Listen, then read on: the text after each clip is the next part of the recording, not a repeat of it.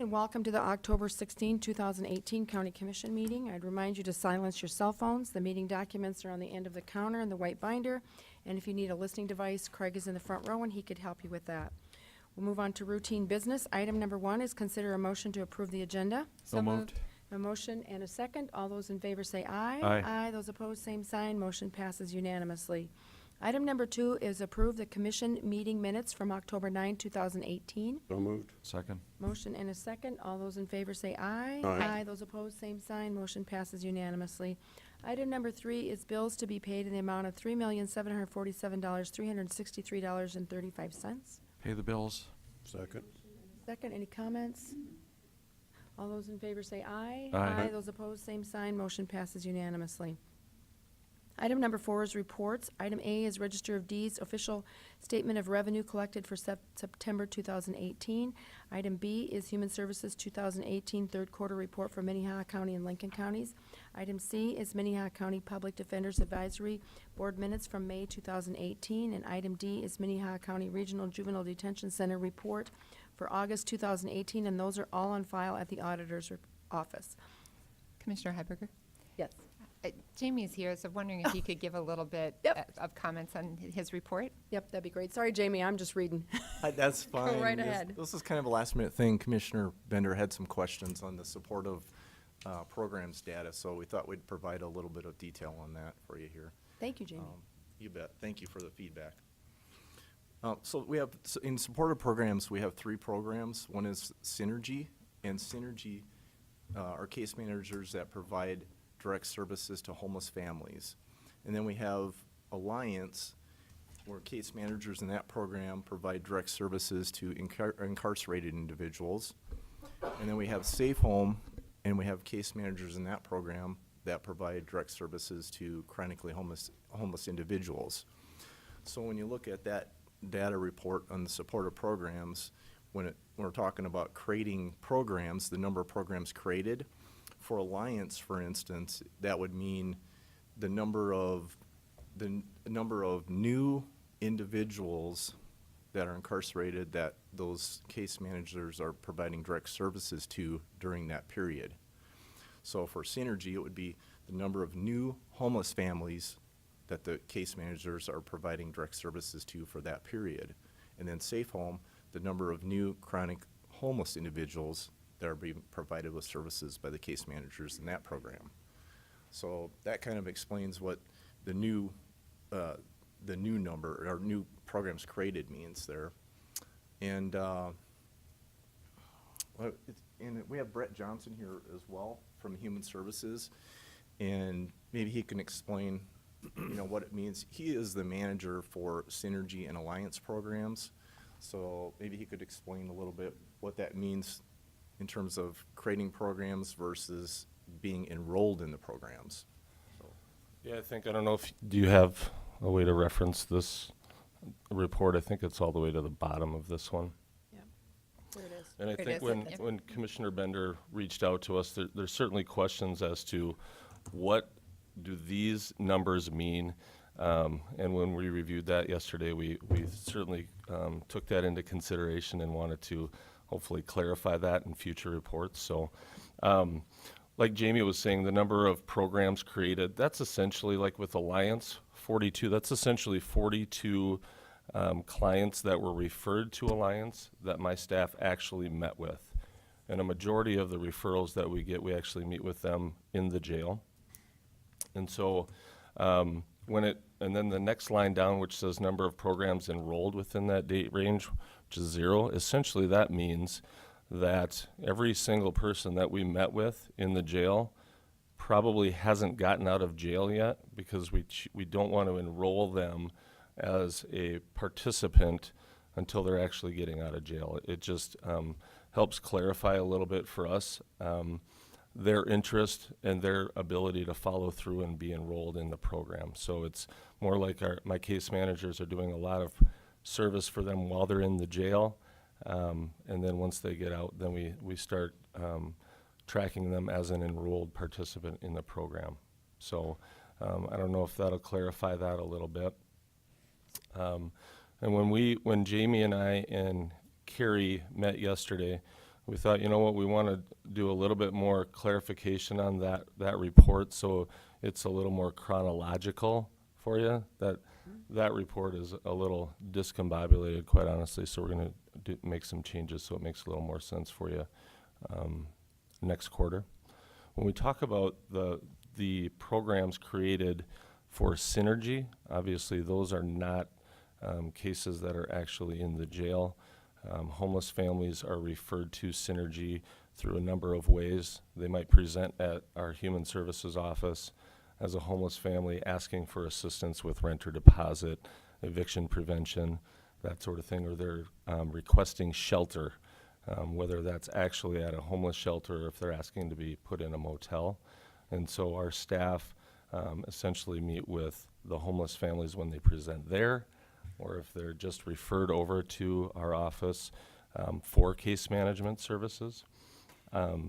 One thing to clarify with that, those numbers certainly are pretty big during this quarter, and a lot of that has to do with the fact that it's the end of summer, school is starting, and so we get an influx of homeless families that come to town or are certainly in movement trying to get their kids enrolled in school and that sort of thing. So usually when you look at numbers during this quarter versus other quarters for Synergy, those numbers increased dramatically. And I think Jamie had actually alluded to that a little bit just overall with the Human Services numbers early on in the narrative, so. Okay, so it would be, so your goal is that next quarter, when we get this, that you'll provide a little more substance so we can kind of understand better. So in Synergy, for example,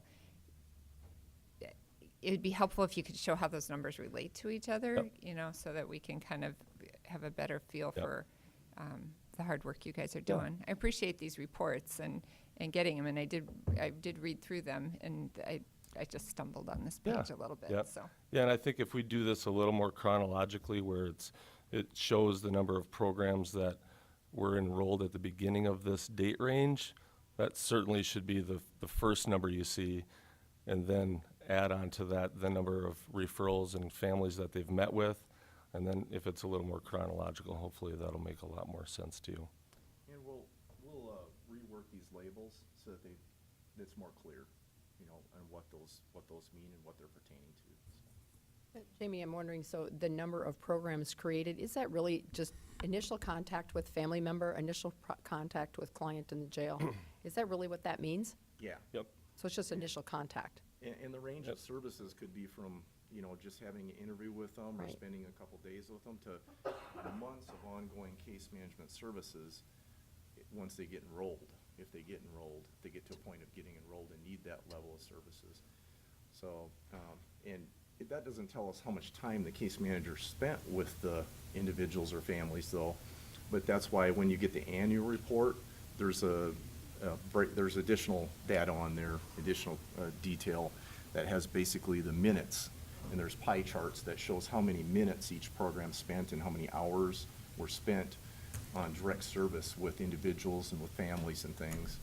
And so that's kind of how the managers will track. We get additional reports even beyond that with more detail that clarify the number of minutes and hours that each case manager spent during a period with direct services for individuals or families, okay?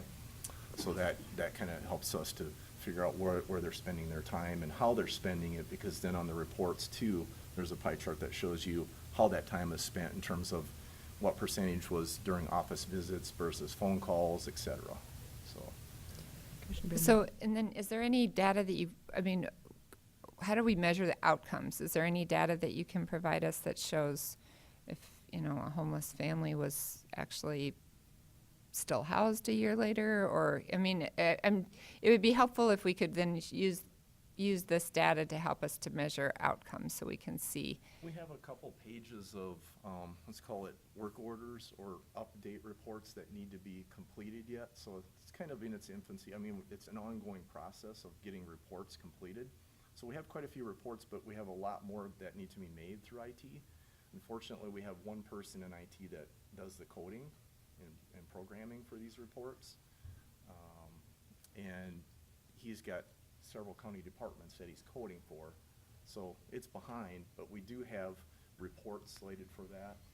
And we do have the ability to report on that information from the system, from our system that was developed by IT.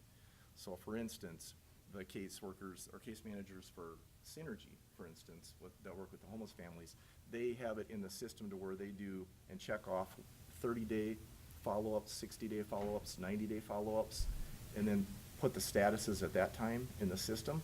So we can generate reports. Eventually, when we add these additional reports in, we'll be able to tell what was going on at those points. So that's up and coming as we add additional reports over the next year or two and stuff.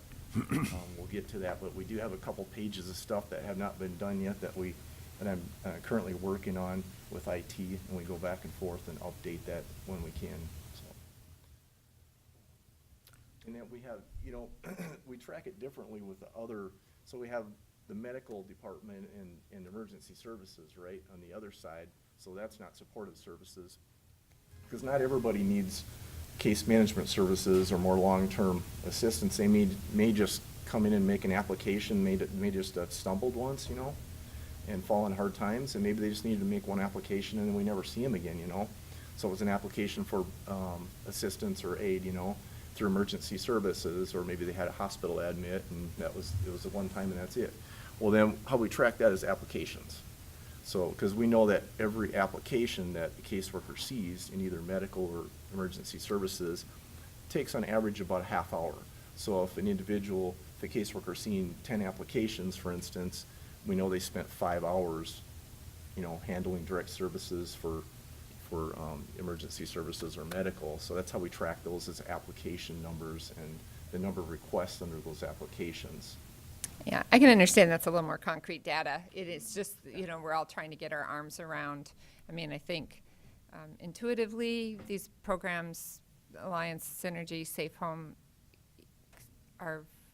seem like they are going to have great impact. It's hard measuring that impact, and that's what we struggle with, and are just looking for you to provide us whatever help you can on that. So It is. I appreciate it. And I think Jeff was here recently where he did some reports on Safe Home. Yep. And what the savings were in that program in terms of jail and detox visits and that type of thing. And we have more reports like that up and coming for Synergy and Alliance as we're able to add those additional reports via IT.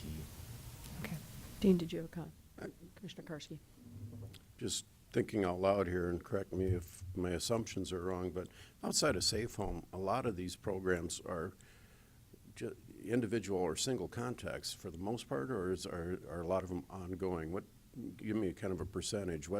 How many are just kind of one-time contacts? Probably, versus- Commissioner Karski, I wouldn't necessarily be able to speak to how many, like if 50% necessarily or not, but our plan is in both programs to provide ongoing case management to a majority of the individuals or families that are referred to the program. Okay. Certainly both programs are voluntary. Nobody's forcing them to follow through with that, but we certainly want to make sure that they're getting their needs met. And so, as Jamie was saying, these reports obviously don't tell you the amount of effort and time that goes into an individual or a family. Yeah. And certainly with the ones that are coming out of the jail that we end up working with that might have some significant mental health or developmental disabilities or significant medical concerns, those certainly take a lot more time. But we do have a lot of clients, I would say probably about 50%, that might come in, see us one time, and fall off the radar, you know, and we don't necessarily know where to look for them. Similar thing with the homeless families, but they're a little more complicated, and it's certainly important that we make sure that the families that have children are taken care of. So we certainly probably have our finger on the pulse of the families a little bit better, just because it's really important that we make sure that those kids are safe and in a good place. But we do have plenty of them that it might be just a one-time thing. That's never the intention. It certainly boils down to the ability for that individual or that family to follow through with services. And we certainly have an outreach component to both programs, well, all three programs, even with Safe Home. If they don't show up and we know that it's, that we really want to make sure they get connected to the right services, that we're doing outreach and doing our due diligence to find them and make sure that things are going okay, so. Commissioner Barth? You know, I really appreciate the explanation on the report today, and Commissioner Bender is exactly right that it would be nice if we could quantify these things a little bit more specifically. Clearly, people in jail, getting out of jail, are more likely to become homeless and go back to jail. And you know, there are probably some very good results that are saving us money. In the community, campaigning for office, people are always saying, why are we building that jail, and why aren't we doing anything else? And we are doing other things, and it's I think that those same people don't want to hear we have a program. I don't know what they want, but they want to hear that we're not putting people in jail, and you know, whether it's psychiatric or physical health, brain damage. You know, these alternatives are wonderful, and I think you know, the hazards to folks coming out, especially after some weeks in jail, must be amazing to try to contend with your family moved away while you were in jail or whatever, and now you're on the street with some new friends that are getting you in trouble. But statistics on some of these things that we can measure would be very helpful. Thank you. I'd say, too, that, you know, I'm jumping on the bandwagon, that data is extremely important to going forward and making sure. And in the past, we have hired contracted help for the IT department to build programs that we needed, and if there's really seriously, they don't have the time to do it, then there's got to be a plan going forward. And I think that your department should look at that and be talking to IT about, what type of data do you need captured, and what is the issue here, and do we have to figure out a way to contract some help to get that program written? I have no idea, but we have done it in the past.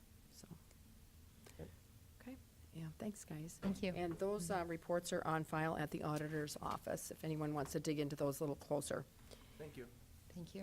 Item number 5 is personnel actions. Item A is consider a motion to approve the routine personnel actions. So moved. Second.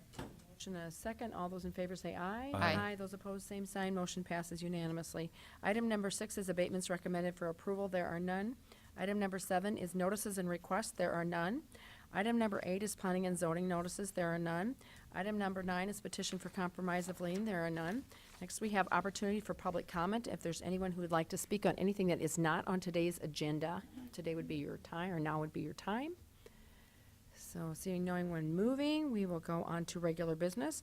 Item number 9 is a public hearing to consider special events on sale wine retail license, special event off-sale packaged wine license, and special event consume and blend license for Wild Prairie Winery. Olivia. Yes, Wild Prairie Winery provides wine and wine samples at the Shimmer and Shop Holiday Podtacular every year, so this is their annual application to do so. It's taking place on December 14th, 2018. I have sent the application to the Sheriff's Department, State's Attorney's Office, and Planning and Zoning Department. I did speak with Maggie briefly about this, so Maggie, that's up to you if you have anything. Okay, and I did not receive any concerns from the Sheriff's or Planning Department. So this is a public hearing. Is there anyone here that would like to speak in favor of this liquor license, of this retail license, special license? Is there anyone who wants to speak opposed to it? Okay, seeing none, I would look for action from the commission. Motion to approve? Second. A motion and a second. All those in, we have to roll call vote, please. Yes. Barth? Aye. Bender? Aye. Benega? Oh, sorry, he's not here. Karski? Yes. Heiberger? Aye, motion passes unanimously. Item number 11 is a public hearing and second reading to consider an ordinance amendments to 18-02 changes for CAFO's regulations. Kevin Hoekman. Good morning, Kevin.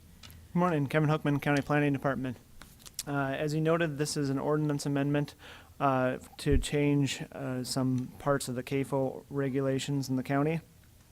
If you recall, in 2017, the county commission approved a fairly substantial CAFO amendments to the ordinance that changed a lot of the things throughout the ordinance. And since that time, we have had several applications that have gone through the planning department through the beginning to the end, and there's some minor things that were brought to our attention that could be adjusted. So these suggestions that have been made by both the applicants and by the planning commission themselves.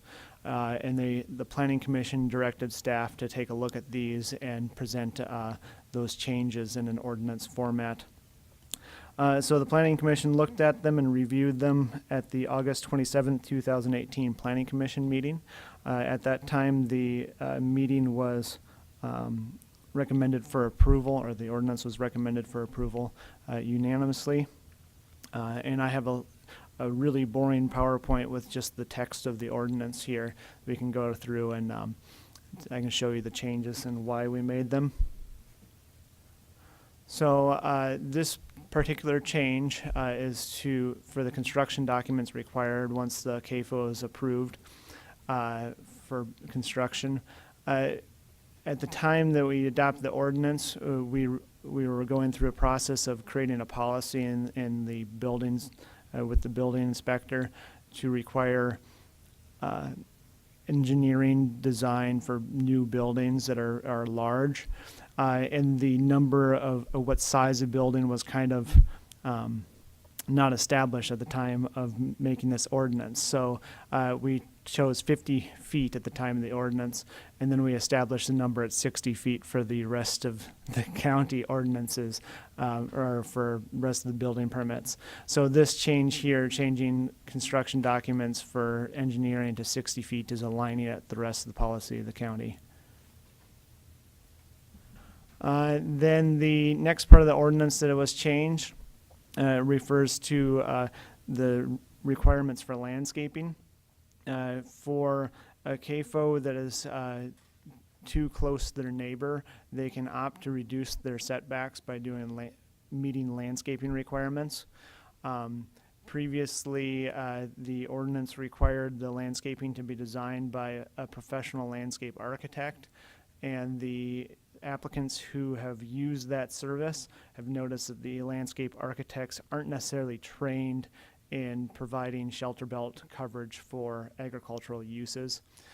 We have spoken with, this actually has more to do with the Minnehaha Conservation District, and worked with them to make some changes in this ordinance to better suit what would be more to both move forward with the ordinance, say when a tree dies, what do you do about it? We will replace it, and that the shelter belt overall needs 90% survivability. And then ultimately, then the conservation district is allowed to design the shelter belt for that setback reduction is the main change. Is there any questions about that? Oh, Commissioner Karski? Excuse me. Just on the engineering requirement, it says professional engineer.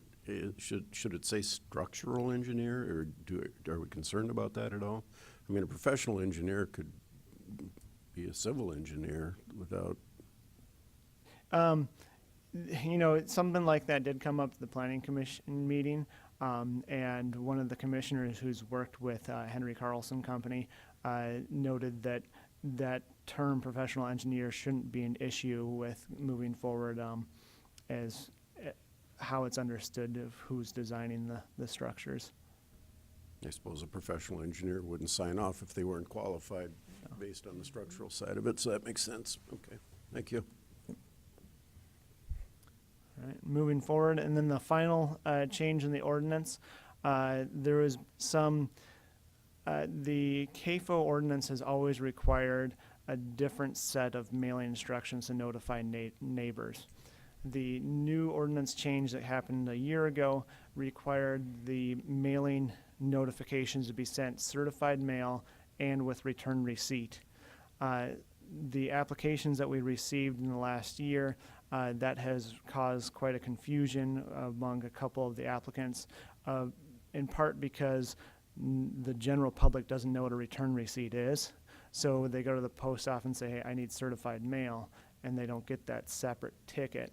The other issues with the return receipt is that it costs a lot of money. When we're doing a half-mile setbacks or notice requirement, you're sending dozens of landowners within that setback at a cost of about $7 a letter. So some of the applicants had problems with that. Then third is that the certified mail does require a signature to be picked up.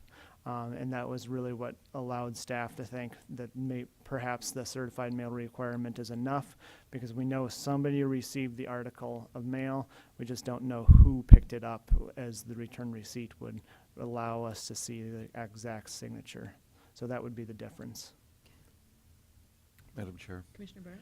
we've actually had issues where an applicant goes to the post office to do the mailing, and the post office clerk says, hey, the other way is better. Don't, this is cheaper. Let's do it this way. So they send it out. We have the hearing, and we find out that the wrong letter was sent, and we had to defer action and make them send it out again. And additionally, everyone that was supposed to be mailed to was in the room. And so it's, anyway, we've kind of painted ourselves into a corner on this, so. And so that would be the ordinance changes. If you have any questions for that. Any questions for Kevin at this point? Okay, this is a public hearing. Is there anyone who would like to speak in support of this? Is there anyone who would like to speak against the ordinance changes? Okay, then I would look for a motion, and we'll have to have a roll call vote. I'll make a motion and then I have a comment afterwards. I'll Second. make a motion I have to a approve. motion and a second with a comment from Commissioner Bender. My comment is I have not had anybody approach me about these rules. When I visited with folks in the egg industry, they all thought they made perfect sense. You never know, the lack of attendance here this morning to talk about it, if that's, we can assume approval by that, or if it just signals apathy. It's always hard to tell. But generally, people who are in the egg industry are paying quite close attention to particularly CAFO rules. And so I feel comfortable that this has been adequately vetted out. There wasn't any issues on the Planning Commission. And so I feel like I appreciate your staff continuing to kind of hit a balance of common sense with these rules, but something that still protects the public and the egg producers. So that's my comment. Okay, we have a motion and a second already, so we need a roll call vote. Bender, Yes. Karski. Yes. Barth, Aye. Heiberger. Aye, motion passes unanimously. Thank you, Kevin. Thank you. Item number 12 is consider a motion to approve a change order number 1 for the Juvenile Detention Center parking lot repairs. Mark Kriens, good morning, Mark. Morning, Commission. Mark Kriens, Facilities Director.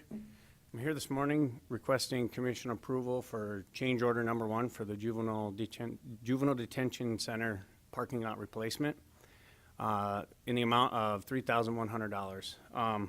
This increase is due to the addition of a parking space, but also want to note that there was a valve box and curb stop replacement also in this change order. So with the $3,100 additional dollars, it brings the final contract price to $129,000 to $26. Are there any questions? Are there any questions? The motion I will need would be a motion to approve, if that's where you're going, and that the change order meets the statutory requirements under 5-18B-19. I'd That's make my a motion, motion. but it's too complicated. I have a motion, and I have a second from Jeff, who it's too complicated for. So all those in favor say aye. Aye. Those opposed, same sign. Motion passes unanimously. Thank you, Mark. Thank you. Item number 13 is liaison reports. Are there any liaison reports? Commissioner Barrett? First of all, I want to say that I think that the reorganization with emergency management is going well. Then I would say also that I'm keeping an eye on the situation in Split Rock with the change in roads in front of those properties, and I've actually gotten the maps showing it that maybe we can look at next week or so. But I expect to be out there at a fire chiefs meeting on Wednesday, so, Thank you. although that's in Brandon. Yeah, thank you, Commissioner Barth, for keeping track of that road issue. Commissioner Bender? I just was going to give a brief update that a kind of a small group of people who met right after the Community Corrections Building had the fire met again yesterday, and we continue to be due diligence as we gather quotes as to what it would cost to repair that building and compare those costs versus what it might cost to continue to house inmates outside the county until such time as the addition is completed on or about May 31st of 2019.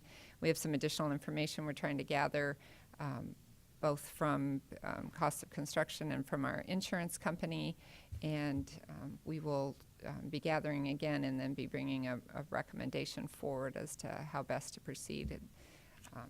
So I just want to let you know that that was in progress, and thank Mark Kriens and Carol and the folks that are at the sheriff's office and the warden who's working really hard to manage that population and come up with creative ideas to kind of bridge the gap for us. So. Thank you, Commissioner Bender. Yesterday, Commissioner Karski and I attended a meeting with staff members and Stockwell Engineering and the Department of Veterans Association, a couple people to talk about the Veterans Memorial Cemeteries north of Sioux Falls and just the progress that they're making going forward. We kind of went through the permitting. Scott was there and talked about and Kevin, different permitting that they would need to move the project forward. And also talked a lot about the road issues. I had Highway Department there, and I mean, some of the conversation was probably going to need grants in order to pave that road going forward, and what types of things would need to be done, and how does it affect the county, and who would take care of the road, and what would we do. So just a lot of questions, a lot of answers. Stockwell seems like they're well on the road of getting things figured out, so it was a good meeting. Do you have any additional comments on that? Not on that. It was a great meeting. A lot of,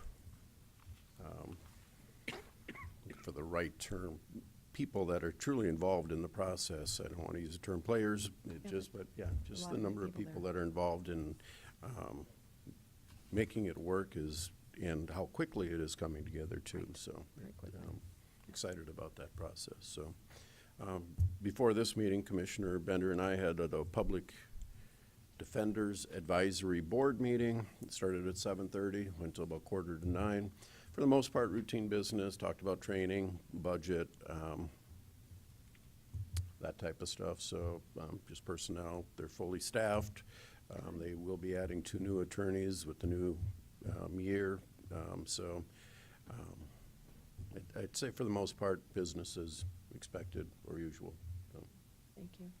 Madam Chair, Commissioner Barrett? I was impressed to see minutes from the Public Defenders Advisory Board. That's a step forward, I think. And I know the public advocate is still awaiting a judicial appointment to fill out their crew since Dave Palmer left us, and I think Judge Long left us before he appointed someone new. But hopefully we'll be meeting in the near future with another member as well. Madam Chair, I wonder if you would want to comment on the planning and zoning issue that we had with the city. No, we have a meeting next week that will be dealing with that again, and so we will be moving forward with that Okay. event center that was to the Heard. west of Sioux Falls, and so that'll be next week's meeting, so at 5 o'clock at the city building. So, if there's no more liaison reports, we go to item number 14. Is there any new business? Item number 15, any old business? And then I would look for do we have exec session, Carol? Yes. Okay, I'd look for a motion to recess the commission meeting, and we will be reconvening for exec session. It's my motion. Second. And a second to recess. All those in favor say aye. Aye. Those opposed, same sign. Motion passes unanimously. We are recessed. 9:35.